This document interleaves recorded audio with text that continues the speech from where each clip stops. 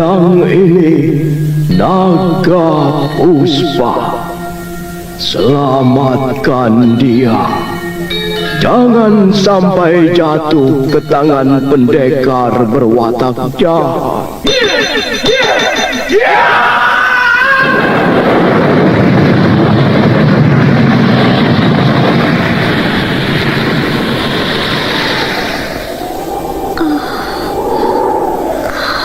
Kakang Kamandanu, kau masih juga tidak percaya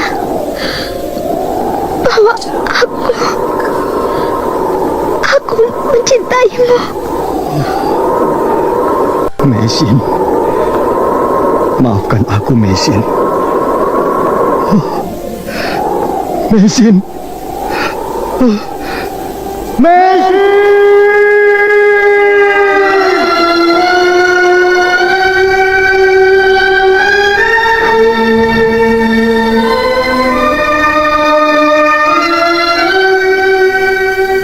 Tutur Tinula.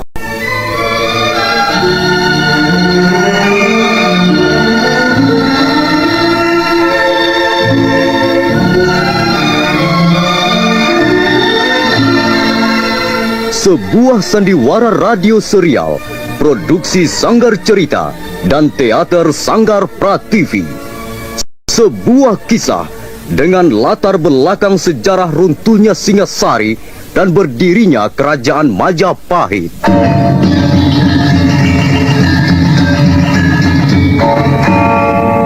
Sandiwara ini didukung oleh pemain-pemain radio yang sudah ternama. Ferry Fadli, Ivone Rose, dan Eli Ermawati.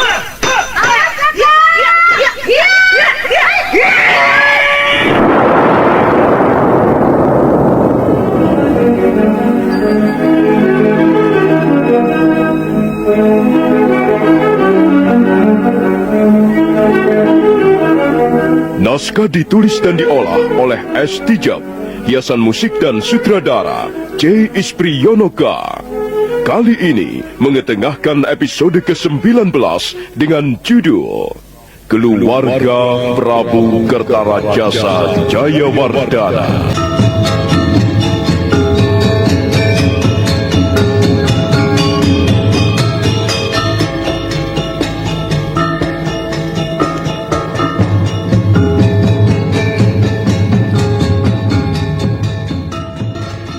Dalam seri ke-559 ini didukung oleh para pemain Ferry Fadli sebagai Arya Kamandanu, Ivone Rose sebagai Sakawuni, Rio sebagai Panji Ketawang, Narto Bantul sebagai Rawedeng, Idris Apandi sebagai Ramapati, Harry sebagai Rayuyu, Beni sebagai Sadaka, Wenda sebagai Birawa, dan Asdi Suhastra pembawa cerita.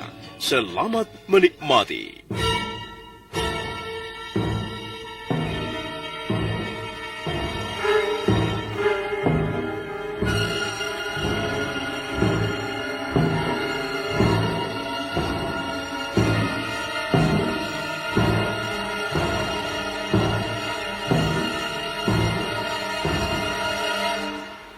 Prabu Kertarajasa Jayawardana tiba-tiba jatuh pingsan di atas pembaringan ketika sedang dihadap ketiga putra-putri beliau.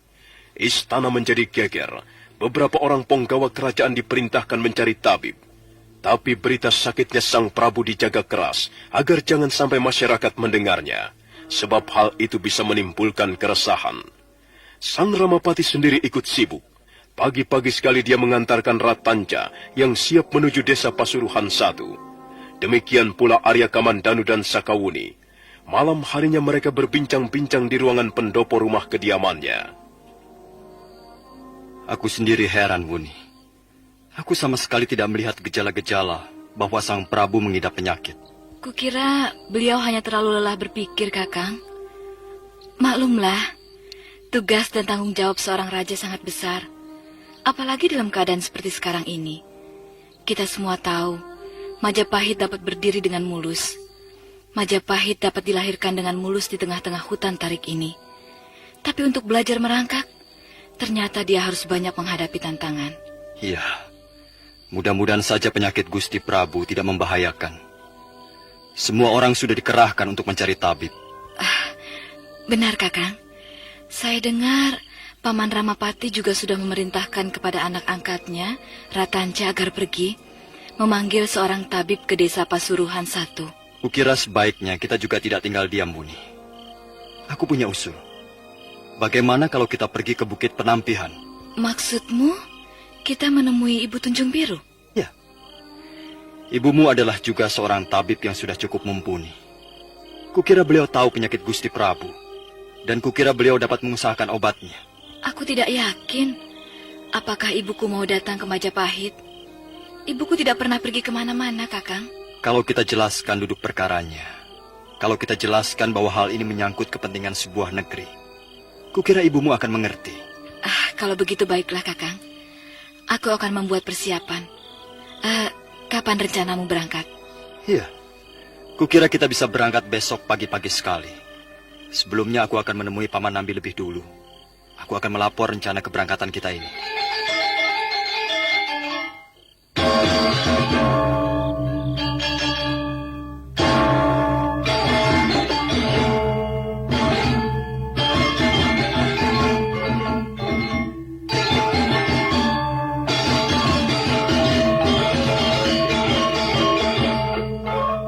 Malam itu kelihatannya istana Majapahit dalam keadaan tenang, walaupun sesungguhnya ada ketegangan menjalar di sana-sini. Sekalipun Sang Prabu sudah sadar kembali berkat ramuan yang diberikan Ratanca, tapi nampaknya beliau masih lemah. Pagi hari berikutnya, Arya Kamandanu dan Sakawuni bersiap-siap pergi ke Bukit Penampihan. Karena perjalanan jauh, mereka mempersiapkan segala sesuatunya dengan cermat. Panji, Ya, Paman. kau tunggu di rumah. Aku dan Bibi Wuni akan pergi. Mungkin kepergian kami memakan waktu yang cukup lama. Mungkin 3 hari, tapi mungkin juga sampai 7 hari lamanya. Kau tidak boleh pergi kemana-mana. Kau harus menjaga rumah. Paman dan Bibi mau pergi kemana? Kami akan pergi ke Bukit Penampihan. Apa kau belum mendengar bahwa Gusti Prabu sedang sakit? Sudah, Paman. Prajurit-prajurit itu banyak bercerita tentang sakitnya Gusti Prabu. Saya sudah mendengarnya. Banyak sekali penggawa-penggawa kerajaan yang ditugaskan mencari tabib.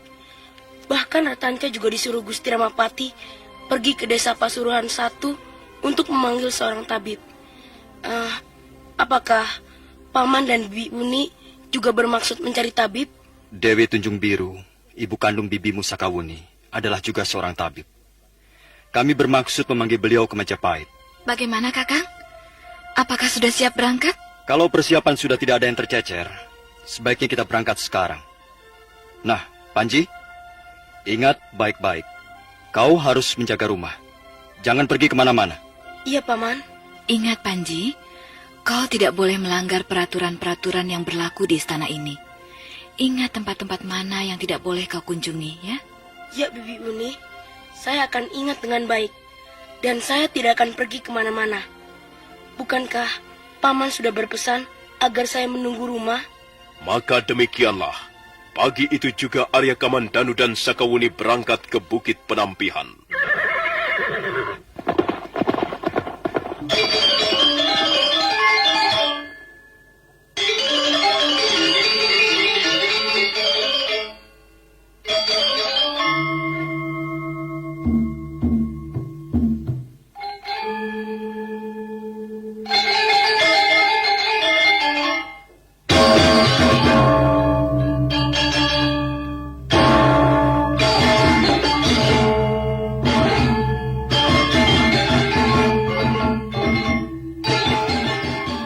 Setelah Arya Kamandanu dan Sakawuni pergi, Panji Ketawang merasa kesepian tinggal sendiri di rumah.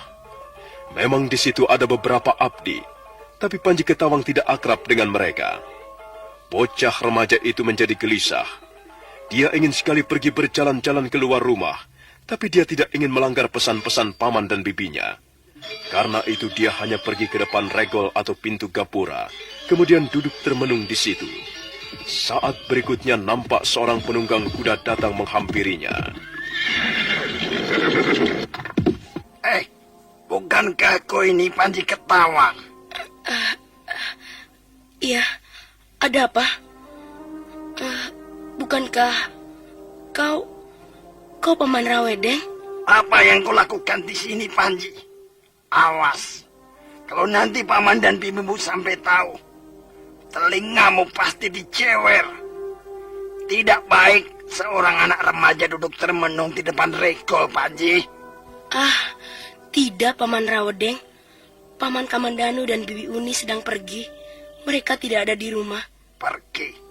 Kemana mereka pergi? Paman Rawedeng, maaf, saya tidak bisa mengatakannya. Ah, mengapa begitu? Katakan saja, paman dan bibimu itu prajurit-prajurit Majapahit. Sedangkan aku juga prajurit Majapahit. Kita bersahabat. Ayolah Panji, katakan kemana paman dan bibimu pergi. Tidak Paman Rawedeng, saya tidak berani. Saya dipesan tidak boleh mengatakan kepada siapa-siapa kemana paman pergi bersama Bibi Uni. Saya tidak berani melanggar pesan-pesan Paman Kamandanu. Maaf Paman Rawedeng. Jangan begitu Panji. Dengar. Aku akan memberimu 10 kepeng kalau kau mau mengatakan kemana paman dan bibimu pergi. Kau tidak percaya? Lihatlah ini. Ayo Panji, ambillah. Ambillah uang ini. Mengapa kau diam saja Panji? Saya takut Paman Rawedeng. Saya tidak berani. Ambillah. Mengapa harus takut?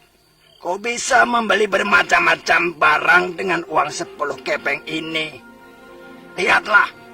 Ini uang perak asli Panji. Nilainya sangat tinggi.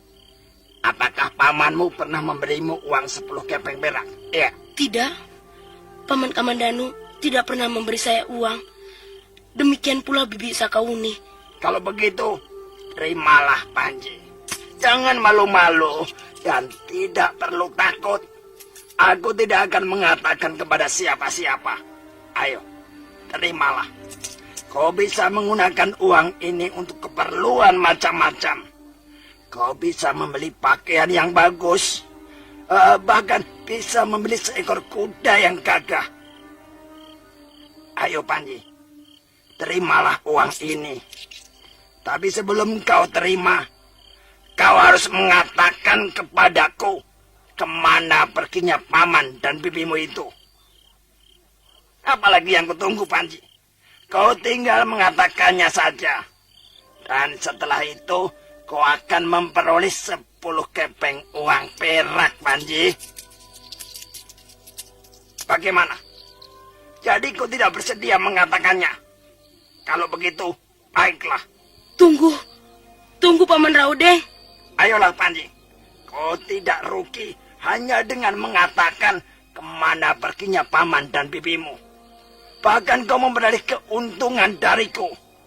Ayolah. Baiklah, saya akan mengatakannya. Paman Kamandanu dan Bibi Sakauni pergi ke Bukit Panampihan. Bukit Penampihan. Kalau tidak salah, bukit itu letaknya di kaki Gunung Semeru.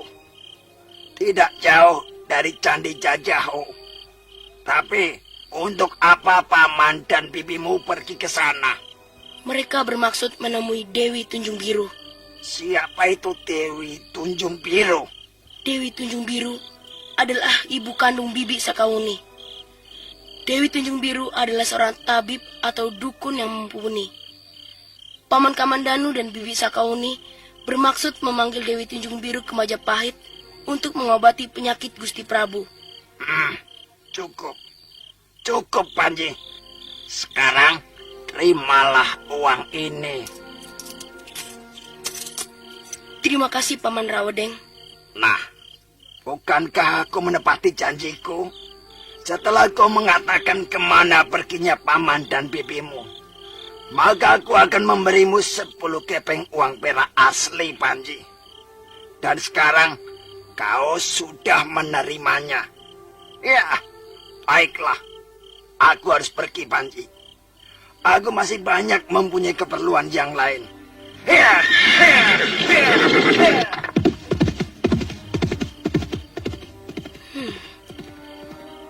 Untuk apa Mengapa Paman Rawedeng ingin tahu kepergian Paman Kamandanu dan Bibi Sakauni? Entahlah. Aku tidak pernah tahu urusan mereka. Aku memang telah melanggar pesan Paman Kamandanu. Aku dilarang mengatakan kepada siapapun juga kemana tujuan mereka pergi. Tapi aku telah melanggarnya. Sudahlah, masa bodoh. Yang penting, sekarang aku memperoleh 10 kepeng uang perak asli. Dan aku bisa berbuat banyak dengan kepingan-kepingan uang perak ini. Aku akan membeli pakaian yang bagus. Tidak. Lebih baik aku membeli seekor kuda yang gagah. Kemudian, kuda itu akan kutunggangi setiap hari mengitari alun-alun. Tapi, bagaimana kalau nanti Paman Kamandanu tahu? Masa bodoh, aku bisa membuat alasan. Yang penting, Paman Kamandanu dan Bibi Sakauni tidak boleh tahu dari mana aku memperoleh uang kepeng ini.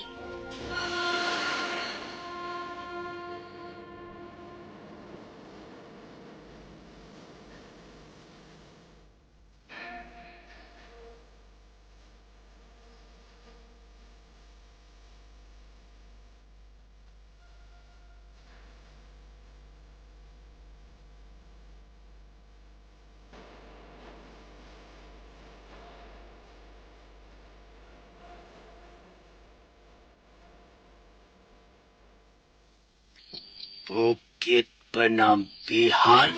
Benar, Gusti. Mereka pergi ke Bukit Penampihan untuk menjemput Dewi Tunjung Biru. Itu tidak boleh terjadi. Mereka harus dihalang-halangi. Kurang ajar si Kamandanu. Dia selalu menjadi batu sandungan di kakiku. Kalau dia berhasil memanggil Dewi Tunjung Biru dan Dewi Tunjung Biru berhasil menyembuhkan penyakit Gusti Prabu, maka semua harapanku akan lenyap di tengah jalan. Ini saat yang terbaik untuk mendekati Gusti Prabu. Aku tidak boleh kehilangan kesempatan ini. Lalu, bagaimana Gusti Ramapati? Apakah Gusti sudah mempunyai rencana tertentu? Sudah, tentu saja sudah, Rawedeng. Sekarang dengarkan. Kau juga Rayuyu, Rabanyak, dan Rapangsa. Kalian harus mendengarkan dengan baik-baik. Ya, Gusti. Rayuyu, Rabanyak, dan Rapangsa. Kutugaskan berjaga-jaga di pintu gerbang alun-alun Majapahit. Kita semua tahu, banyak sekali penggawa kerajaan dikerahkan untuk mencari tabib. Dan mereka harus dijegal di tengah jalan. Mereka harus dipaksa bahwa kehadiran mereka di Majapahit adalah atas nama Ramapati. Mereka tidak boleh mencari nama untuk dirinya sendiri. Kalau mereka tidak bersedia, kalian harus menghalang-halangi mereka di depan pintu gerbang alun-alun. Jangan mereka kalian biarkan masuk. Pokoknya aku tidak mengizinkan seorang tabib pun bekerja untuk kepentingannya sendiri atau untuk kepentingan kelompok lain. Semua harus bekerja atas namaku. Kalian paham, huh? Ya, Gusti. Kami paham apa yang Gusti maksudkan. Pokoknya begitu ada seorang penggawa kerajaan membawa tabib, kami harus mencegat mereka, Gusti. Dan mereka baru kami perbolehkan masuk jika tabib itu bekerja atas nama Gusti Ramapati. Ya. Begitulah yang kumaksudkan. Ha? Dan sekarang tugasmu, Rawedeng. Iya, Gusti. Tugas apakah yang harus hamba laksanakan? Carilah 2 orang pajineman. Dan bawalah kemari secepatnya. Baik, Gusti.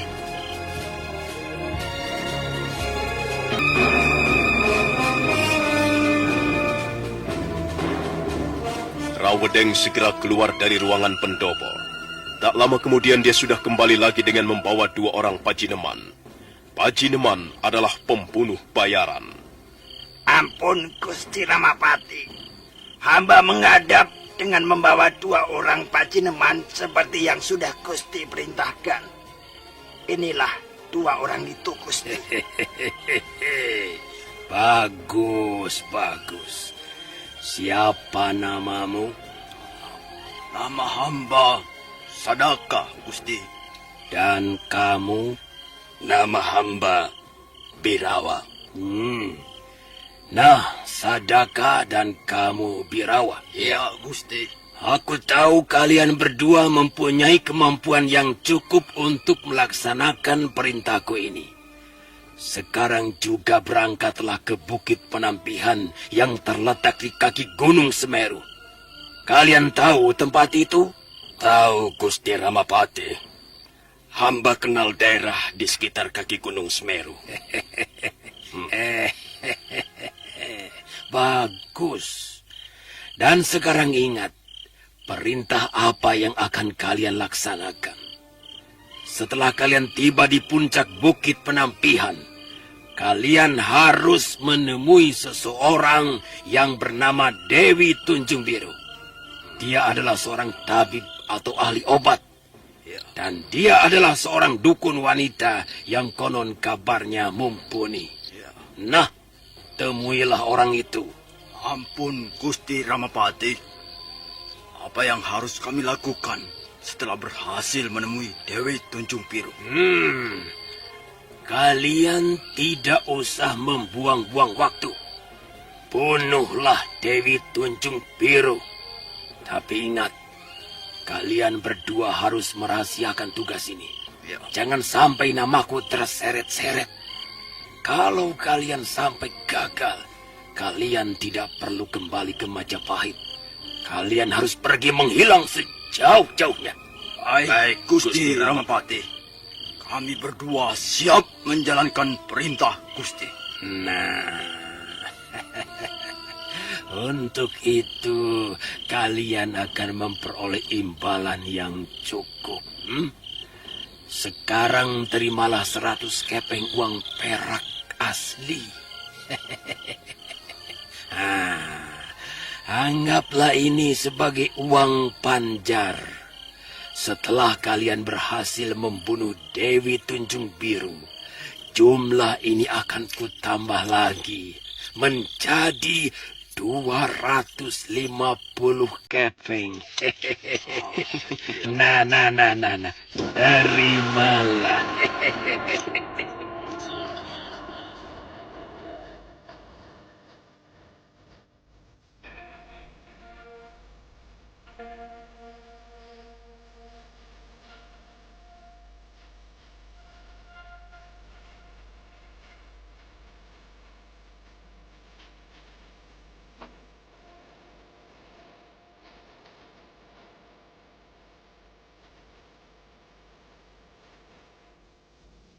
Sang Ramapati melemparkan sekantong uang kepeng ke pangkuan Sadaka. Sadaka memungut kantong uang itu, kemudian menyelipkannya di balik lipatan bajunya sambil melirik ke arah temannya, Birawa. Mereka berdua mengangguk. Kemudian mereka berdua menyembah 3 kali, sebelum kemudian pergi meninggalkan pendopo. Sang Ramapati segera menjelaskan tugas-tugas yang harus mereka selesaikan sebaik. Nah, bagaimanakah kisah selanjutnya? Saudara pendengar, silakan menunggu seri berikutnya. Sampai jumpa.